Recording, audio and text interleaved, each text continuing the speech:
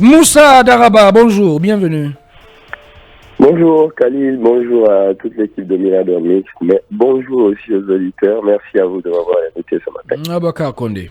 Alors, Moussa Daraba, on est très sérieux, on est très vraiment content qu'on ait au moins des initiatives portées par des jeunes, mais on voudrait savoir, parce qu'on a constaté par endroit, le stade à des occasions n'était pas forcément plein comme on le souhaitait. On avait des têtes d'affiche qui est vraiment des grands artistes qui étaient conviés.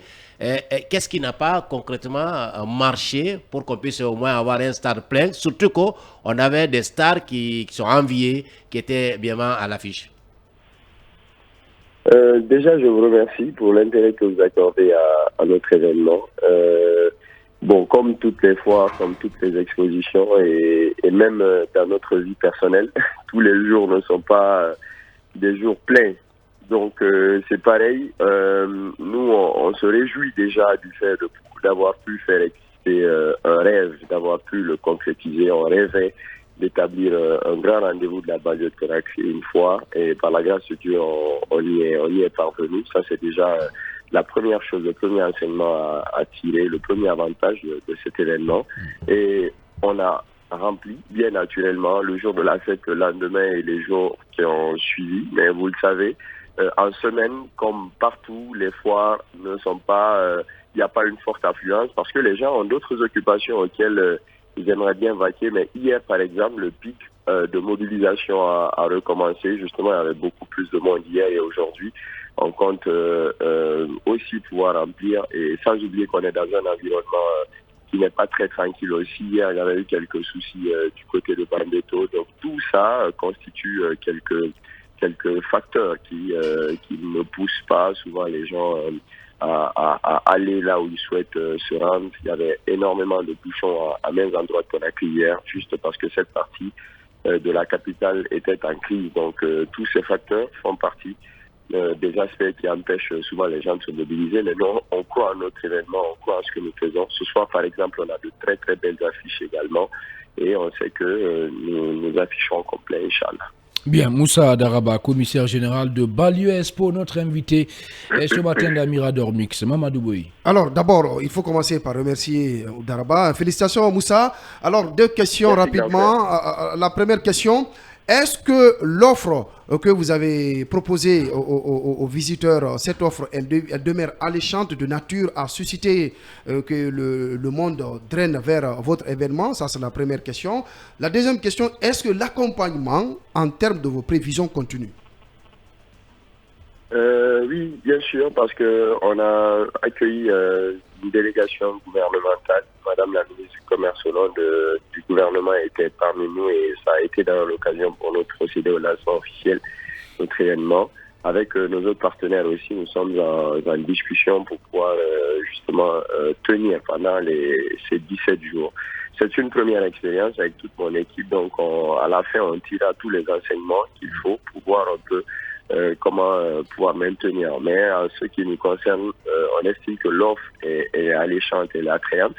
C'est pourquoi les mêmes personnes qui étaient venues durant les premières semaines, qui étaient les premiers jours qui étaient des jours de fête, naturellement, donc qui sont plus à même de mobiliser, sont effectivement en train de revenir au fur et à mesure. Quand c'est la semaine, il faut que les gens aillent travailler pour pouvoir s'amuser le week-end, connaissant un peu le niveau de vie des populations de Conakry.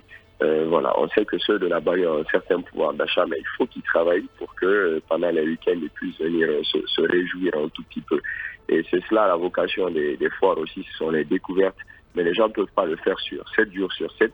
Donc les week-ends sont beaucoup plus les périodes qu'il faut pour cela. Donc en ce qui concerne justement l'engouement suscité autour de la mobilisation, nous restons très optimistes. Au vu justement de la petite affluence depuis jeudi, il y a un pic. Donc voilà, on est confiant. Et en ce qui concerne la mobilisation des autorités aussi, il y a des invitations qui ont été déployées, mais voilà, vu tout ce qu'il y a 13 millions de problèmes à gérer, nous ne sommes pas les solidaires. Et on espère aussi que ce soir, ils seront avec nous et que la mobilisation continuera. Bien, Mamadou Baldé. Alors, Moussa, je ne sais pas si on peut parler d'un bilan d'étape.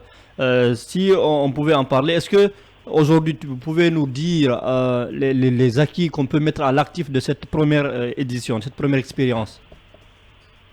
Le premier acquis, c'est qu'une jeune équipe avec, pour moyenne d'âge tournant autour de 25 ans, a pu rêver et réaliser. Ça, c'est déjà le premier enseignement à tirer pour dire aux jeunes Guinéens qu'à cœur vaillant, rien d'impossible, ou presque. Donc, on peut pouvoir réaliser son rêve, justement. C'est le premier message qu'on a envie d'envoyer aux jeunes Guinéens et tout. On a pu faire exister ce type de rendez-vous en banlieue de Conakry, parce que d'habitude, tout est centralisé sur Kaloum et un tel espace.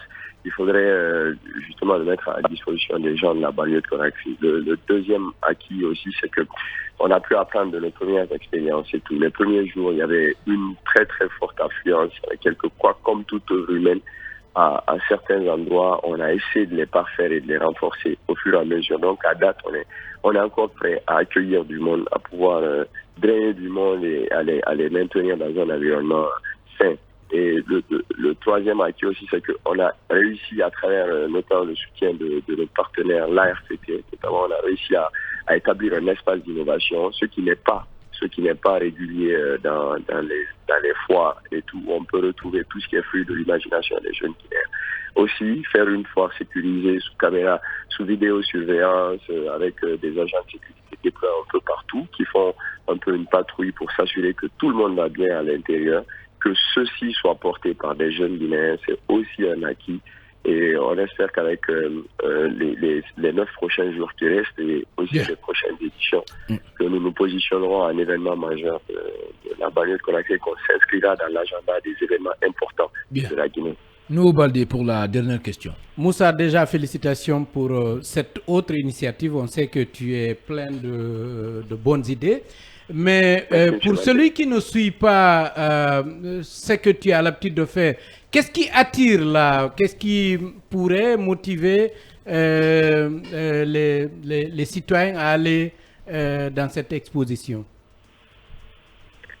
Premièrement, ils sont en sécurité. Deuxièmement, on leur offre du plaisir. Troisièmement, ils pourront découvrir des choses qu'ils n'ont pas souvent l'opportunité de découvrir, c'est-à-dire le Made in Guinea, un espace où on ne trouve que des productions locales guinéennes. Quatrièmement, c'est aussi le fait de savoir que ce sont des jeunes qui résident en banlieue de Conakry et qui portent un projet. Et cinquièmement, qu'ils ont un nouvel espace où des enfants, des tout petits et tout ça peuvent aussi bénéficier de tout le plaisir que notre événement consacre. Et quatrièmement, à un coût très accessible également. Nous nous sommes alignés sur 10 000 francs pour que notre événement puisse être un événement du peuple, un événement des gens du peuple. Parce qu'habituellement les prix sont un peu au-delà pour accéder à des jeux, pour découvrir de nouvelles choses. Voilà. Donc on a envie aussi de prouver aux habitants de la banlieue de Conakry qu'il y a du plaisir à prendre et que sans assez dépenser. Ouais. Bien, allez, merci beaucoup Moussa Daraba d'avoir répondu à nos questions. Je rappelle que vous êtes le commissaire général de Balio Expo. Merci beaucoup et surtout bon courage. Merci à vous. Merci, voilà. Bon week-end. Mesdames et messieurs, c'est avec donc notre invité qu'on va fermer les portes et fenêtres de ce numéro de Mirador Mix. Merci à tous les 6. Il a été conduit aux opérations techniques par le colosse Ahmed Tidiane Kamara. À la régie, c'est le Golden Boy Ali Badra Kourouma qui a assuré la gestion des boutons à ce niveau. À la réalisation, le vieux barbu Ibrahima Sorilen Konsouma. Et samedi prochain, Inch'Allah, si tout va bien, c'est l'Amazon Arissa Tousso que vous allez retrouver aux commandes de cette émission. D'ici là, prenez soin de vous où que vous soyez dans le monde, en compagnie des programmes de Film Guinée. Surtout, restez sur 95.3 car le meilleur reste à venir. Et ensemble, restons concentrés.